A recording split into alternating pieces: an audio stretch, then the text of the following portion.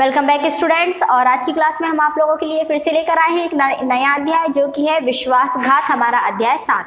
क्या है विश्वासघात, क्या होता है विश्वासघात? का मीनिंग होता है धोखा। हम कोई यदि हम पे विश्वास करे और फिर हम उसके साथ विश्वासघात कर दे, उसके साथ धोखा कर दे, तो वो अच्छी बात नहीं होती है। तो आज हमारा जो अध्याय है वो है हमारा विश्वासघात, और इसमें किसने किसके साथ विश्वासघात किया है वो आज हम आपको बताएंगे। तो बहुत समय पहले की बात है, एक तालाब के किनारे एक सारस रहता था। हम किसकी बात कर रहे हैं? एक सारस की। और ये कहाँ रहता था? तालाब के किनारे रहता था। तालाब में बहुत सारी मछलियाँ थी। आप लोग को भी पता होगा कि तालाब में मछलियाँ तो होंगी ही। सारस रोज भरपेट मछलियाँ खाता और चैन से रहता। वो क्या करता था, जो सारस था वो क्या खाता था? उन मछलियों को खाता था। ऐसे करते करते कई साल बीत गए। सारस बूढ़ा हो चुका था। अब वह आसानी से मछलियाँ पकड़ नहीं पाता था। उसने मन ही मन सोचा कि यदि इस तरह चलता रहा तो वह भूखा मर जाएगा। क्या होता है, आप लोग ने भी देखा होगा, कोई भी, चाहे वो पक्षी हो, चाहे वो जानवर हो, चाहे वो व्यक्ति हो, यदि बूढ़ा हो जाता है तो उसको कुछ काम करने में थोड़ी प्रॉब्लम होती है। जैसे कि यदि शेर बूढ़ा हो जाए तो उसको शिकार करने में प्रॉब्लम होने लगती है, उससे शिकार नहीं कर पाता है, वो जानवरों के पीछे ज़्यादा तेज़ी से नहीं दौड़ पाता है। उसी प्रकार से ये जो सारस है ये भी कैसा हो गया था? बूढ़ा हो गया था, और ये झटपट जो था मछलियों को नहीं पकड़ पाता था। तो उसने सोचा यदि ऐसा ही चलता रहा तो क्या हो जाएगा, एक दिन वह भूखा मर जाएगा। उसने एक चाल सोची। वह तालाब के किनारे दुखी होकर खड़ा हो गया। मछलियाँ, मेढक, केकड़े सभी उसके पास से गुजर जाते, लेकिन वह किसी को भी नहीं पकड़ता। क्या हो गया था? जैसे वो सबको खा लेता था, केकड़े को भी खा लेता था, मछलियों को भी खा लेता था, मेढक को भी खा लेता था। एक दिन क्या हुआ कि वो वहाँ जाकर और दुखी होकर खड़ा हो गया तालाब के पास जाकर, और उसके पास केकड़ा, मछली और सब निकल के जा रहे थे, लेकिन वो किसी को भी खा नहीं रहा था। तभी सभी ने मिलकर विचार किया कि सारस बेचारा दुखी है, हमें इसके दुख का कारण पूछना चाहिए। तभी सभी लोगों ने सलाह की कि भाई ये दुखी क्यों है, तो चलो हम इसके दुख का कारण पूछते हैं। सबसे बड़े केकड़े ने उसके पास जाकर पूछ लिया कि कहो काका, इतने गुमसुम क्यों रहते हो? कोई दुख है तो हमें बताओ। जो सबसे बड़ा एक केकड़ा था वो जाकर सारस से बोला कि काका क्या हुआ, आप इतने गुमसुम क्यों हो? यदि आपको कोई दुख है तो आप हमें बताओ। सारस ने भी दुखी स्वर में कहा, नहीं नहीं, ऐसी तो कोई बात नहीं है, बस मुझे चिंता सता रही है कि लोग इस तालाब को भर देंगे और इस पर कुछ काम करेंगे। मैं सोच रहा हूँ कि अगर उन्होंने ऐसा किया तो एक भी मछली नहीं बचेगी। उसको भर देंगे मतलब कि वो जो पानी था उसमें सब वो पत्थर डाल के और वो तालाब था उसको क्या करेंगे, भर के समतल कर देंगे, और फिर वहाँ पे वो कुछ बनाएंगे। तो वो कहने लगा कि मुझे ये चिंता हो रही है कि फिर सारी मछलियाँ नहीं बचेंगी, उसमें से एक भी मछली क्या होगी, नहीं बचेगी। केकड़े ने जाकर सबको यह बात बताई तो वे सब डर गए।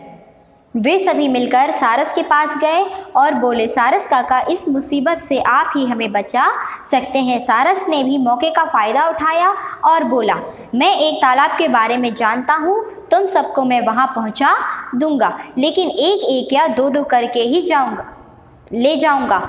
सभी उसकी बातों में आ गए। आप वो कैसे ले जाता है? वैसे सबको आप भी यदि सोचेंगे तो उसकी चोंच जो है उसमें एक या दो मछलियाँ बस बन सकती हैं।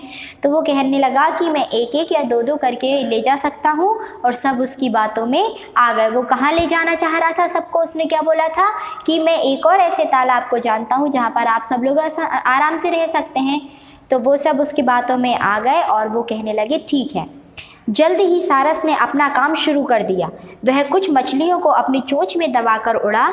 किसी दूसरे तालाब में जाने के बजाय वह एक चट्टान पर उन्हें ले गया और मारकर खा गया।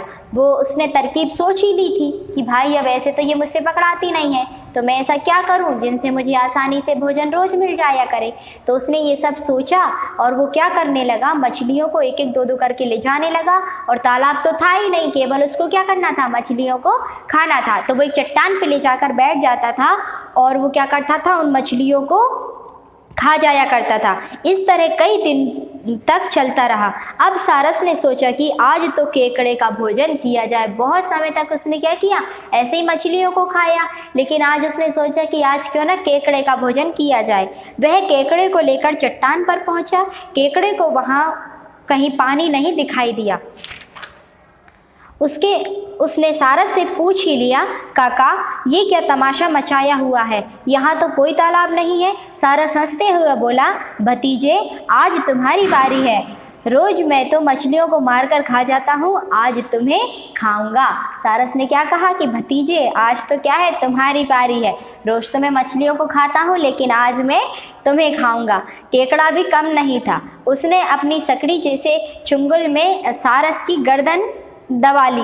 केकड़ा अपनी पकड़ जकड़ता चला गया। सारस ने बहुत कोशिश की, लेकिन वह अपने आप को बचा नहीं पाया। मछलियों ने केकड़ों को वापस आता देखा तो बोली, क्या बात है भैया, तुम लौट क्यों आए? केकड़े ने मछलियों को सारी बात बता दी। सारस धोखेबाज था, वह सबसे विश्वासघात करता था, उसने सबको मार दिया है। आप लोग ने यदि केकड़ा देखा होगा तो जो केकड़ा होता है ना, उसकी पकड़ बहुत मजबूत होती है। यदि वो किसी चीज़ को पकड़ लेना तो इतनी आसानी से वो छूटती नहीं है। तो क्या हम क्या देख रहे थे कि जो सारस था वो रोज़ क्या करता था, दो दो तीन तीन मछलियों को ले जाता था और चट्टान पे बैठ के खा लेता था। लेकिन एक दिन उसने क्या सोच लिया कि आज तो मैं किसको खाऊंगा, केकड़े को खाऊंगा, और वो केकड़े को ले गया। लेकिन केकड़ा क्या था, समझ गया कि भाई ये अब तो मुझे भी खा जाएगा। तो उसने क्या किया, अपनी चंगुल में अपने पैरों से क्या किया, उसकी गर्दन को पकड़ लिया और बहुत देर तक पकड़ा रहा। सारस ने बहुत कोशिश की, लेकिन वो अपने आप को केकड़े से नहीं बचा पाया। और केकड़ा उसको मारने के बाद जब तालाब में वापस आया तो मछलियों ने उससे पूछा, क्यों भाई आप तो वापस आ गए? तब उसने सारी बात बता दी और उसने क्या कहा मछलियों से कि सारस ने हमारे साथ क्या किया, विश्वासघात किया। अब आपको समझ आया विश्वासघात का क्या मीनिंग हुआ, कि हम कभी किसी पे भरोसा करते हैं या फिर कोई हम पे किसी उससे भरोसा करता है तो हमें कभी किसी का भरोसा नहीं तोड़ना चाहिए। फिर हम यहाँ देखेंगे कि कुछ शब्दार्थ हमारे सामने हैं, जैसे कि चैन से, वो क्या करता था, भरपेट भोजन करता था और चैन से रहता था। तो चैन से रहता था मतलब आराम से रहता था। फिर विचार किया तो उसने सोचा, ठीक है, विचार मतलब होता है सोच। फिर जकड़ता यानी कि कसता, उसने जकड़ लिया था यानी कि बहुत जोर से उसको कसकर पकड़ लिया था। चाल का मीनिंग होता है तरकीब, गुमसुम बैठा था वो तो चुपचाप बैठा था, और विश्वासघात का मतलब होता है धोखा। ठीक है, तो इसी के बाद हमारे सामने और कुछ और प्रश्न है जो कि हमारे इसी अध्याय से है, जो कि है कि सारस रोज क्या करता था। तो वो क्या करता था, मैंने आपको बताया था। एक दिन केकड़े ने उसके साथ क्या किया, तो एक दिन जब वो केकड़े को ले गया था तो केकड़े ने उसके साथ क्या किया था, और सारस कहाँ रहता था। ये तीनों प्रश्नों के उत्तर आपको स्वयं करने हैं, मैंने जो आपको अध्याय पढ़ के सुनाया है उसमें से। फिर हम मिलेंगे नेक्स्ट वीडियो में एक नए टॉपिक के साथ। Thank you.